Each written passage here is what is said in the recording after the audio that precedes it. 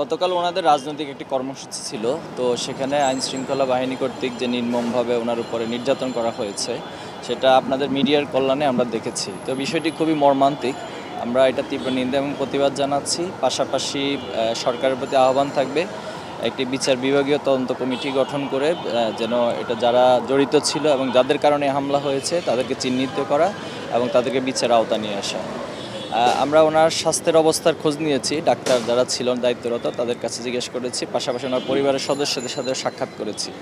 তো ওনার সব সিভিয়ার জায়গাগুলোতে মারাত্মকভাবে তিনি আহত হয়েছেন। বিশেষ করে ওনার নাকে আঘাত লেগেছেন, চোখে প্রচণ্ড আঘাত লেগেছেন, বুকে আঘাত পেয়েছেন, মাথায়ও আঘাত পেয়েছেন। তো ডাক্তাররা আমাদেরকে যেটা বললো, তিনি এখনও পুরোপুরি আশঙ্কামুক্ত নয়, তবে কিছুক্ষণ আগে ওনার সেন্স এসেছিল। সেন্স এসে আমরা যখন দেখা করেছি তখন আবার তিনি এখন ঘুমিয়েছেন, অবস্থায় আছেন।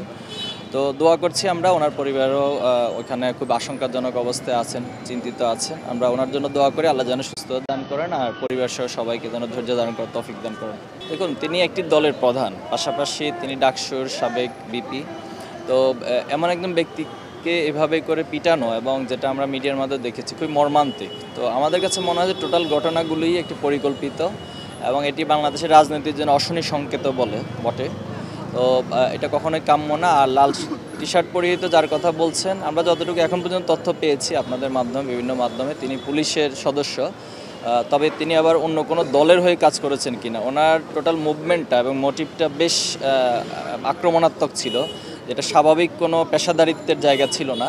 তো নিঃসন্দেহে আশা করি ওনাকে চিহ্নিত করা হোক এবং ওনার পরিচয় এবং ওনার মাধ্যমে এটাকে তদন্ত করা হোক, আমরা সেটা প্রত্যাশা রাখছি। একটা রাজনৈতিক কর্মসূচিকে যদি সরকার থ্রেট মনে করে, সেটাকে বাধা দেওয়ার অনেক প্রক্রিয়া আছে। বাট এভাবে করে হামলা করা, এভাবে করে নির্যাতন করা এবং অনেকটা ওনাকে হত্যার উদ্দেশ্য বলা চলে, যে পরিস্থিতিতে উনি চলে গিয়েছেন, এটা কখনোই কাম্য নয়। আর ডাকসু নির্বাচন আগামী 9 সেপ্টেম্বর হতে যাচ্ছে। আমরা প্রত্যাশা করি সকল ষড়যন্ত্র যা কিছু আছে সেটা মোকাবেলা করে প্রশাসন একটি সুন্দর সুষ্ঠু নির্বাচন উপহার দেবে, আমরা সেই প্রত্যাশাই করছি। দেখুন, আমি তো বললাম এটি একটি উদ্বেগজনক ঘটনা এবং অশনি সংকেত, এটা কখনোই কাম্য না। এটা টোটাল মোটিভটাই আমাদের কাছে অস্বাভাবিক মনে হয়েছে। তো আশা করি একটি বিচার বিভাগীয় তদন্ত কমিটি গঠন করা হোক, আমরা দাবি জানাচ্ছি, এবং যারা এটার সাথে জড়িত তাদেরকে চিহ্নিত করা হোক। জাতীয় নির্বাচনে পড়বে কিনা এটা তো বললাম বারবার যে এটা একটা অশনি সংকেত, এটা আসলে স্বাভাবিক কোনো প্রক্রিয়া না। তো জাতীয় রাজনীতিবিদ যারা রয়েছেন তারা এটা নিয়ে ভাববেন, আমি আশা করব, এবং তারা অবশ্যই আগামী নির্বাচন যাতে সুষ্ঠু হয় এই ঘটনাকে সামনে রেখে তারা সেই পদক্ষেপগুলো গ্রহণ করবে ইনশাল্লাহ।